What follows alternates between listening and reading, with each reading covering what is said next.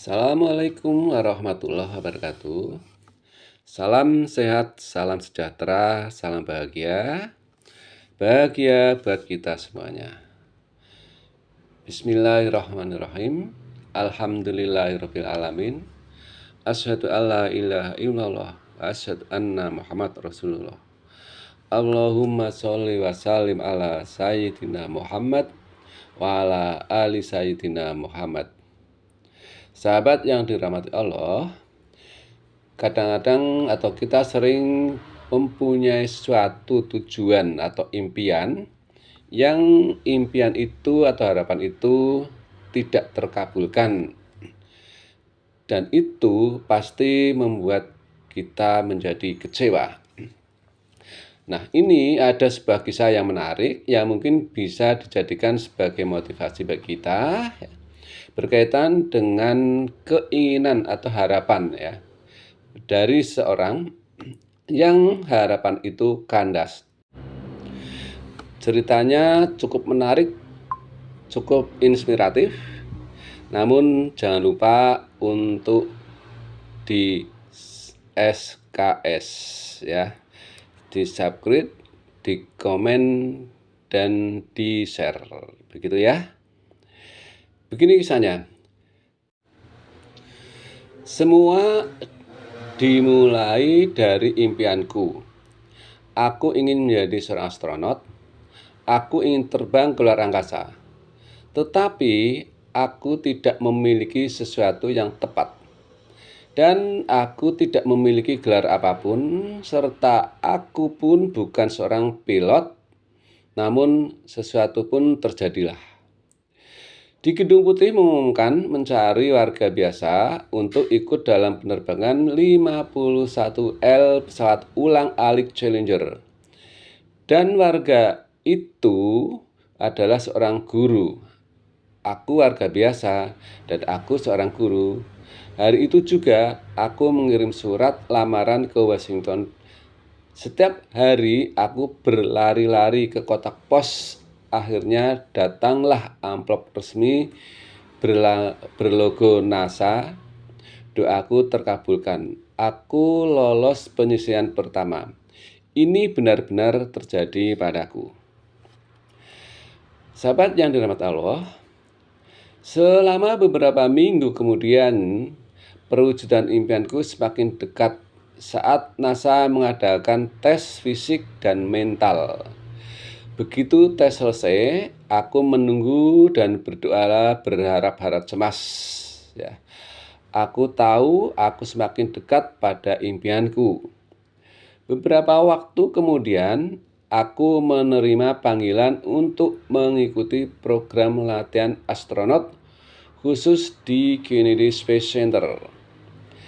Dari 43.000 pelamar, kemudian 10.000 orang, dan kini aku menjadi bagian dari 100 orang yang berkumpul untuk penilaian akhir ya. Jadi dari 43.000 pelamar, dan alhamdulillah aku masuk di 100 orang yang bisa terpilih. Ada simulator, ada uji klaustrofobi, latihan ketangkasan, percobaan mabuk udara. Siapakah di antara kami yang bisa melewati ujian akhir ini? Tuhan, biarlah diriku yang terpilih. Begitu aku berdoa. Lalu tibalah berita yang menghancurkan itu. NASA memilih orang lain, yaitu Christina McAfee. Aku kalah. Impianku, hidupku hancur. Aku mengalami depresi. Rasa percaya diriku lenyap dan marah menggantikan kebahagiaanku. Aku mempertanyakan semuanya.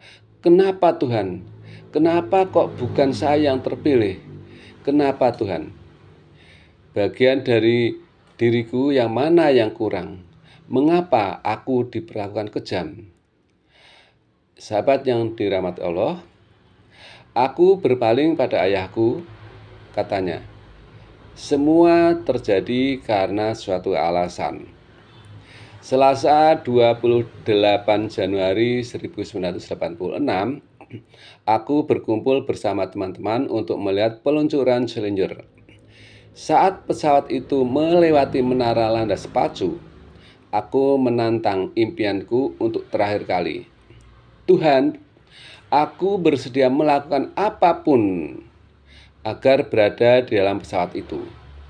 Kenapa bukan aku? Kenapa? 73 detik kemudian, Tuhan menjawab semua pertanyaanku dan menghapus semua keraguanku saat Challenger meledak dan menewaskan semua penumpang yang ada di dalamnya. Aku teringat kata-kata ayahku, semua terjadi karena suatu alasan. Aku tidak terpilih dalam penerbangan itu, walaupun aku sangat menginginkannya, karena Tuhan memiliki alasan lain untuk kehadiranku di bumi ini. Aku memiliki misi lain dalam hidup aku. Aku tidak kalah, aku adalah seorang pemenang. Aku menang karena aku telah kalah. Aku Frank Slasak masih hidup untuk bersyukur pada Tuhan, karena tidak semua doaku dikabulkan. Ya, sahabat yang dirahmati Allah, ada 3 alasan mengapa Tuhan tidak mengabulkan doa kita. Ya. Yang pertama, apabila Tuhan mengatakan ya, maka kita akan mendapatkan apa yang kita minta, apa yang kita doakan. Dalam doa kita selalu meminta, dan apabila Tuhan menghendaki dan mengatakan iya, maka itu pasti akan terjadi. Yang kedua, apabila Tuhan mengatakan tidak, maka mungkin kita akan mendapatkan yang lain yang lebih sesuai untuk kita. Dari permintaan yang tadi ya, karena tidak sesuai untuk saya, maka saya pun tidak lolos. Dan yang ketiga, apabila Tuhan mengatakan tunggu, maka mungkin kita akan mendapatkan yang terbaik sesuai dengannya di lain kesempatan, di lain waktu.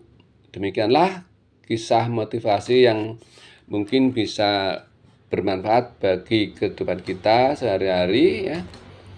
Yang kita tahu bahwa dalam mencapai sesuatu kita harus berdoa dan berupaya.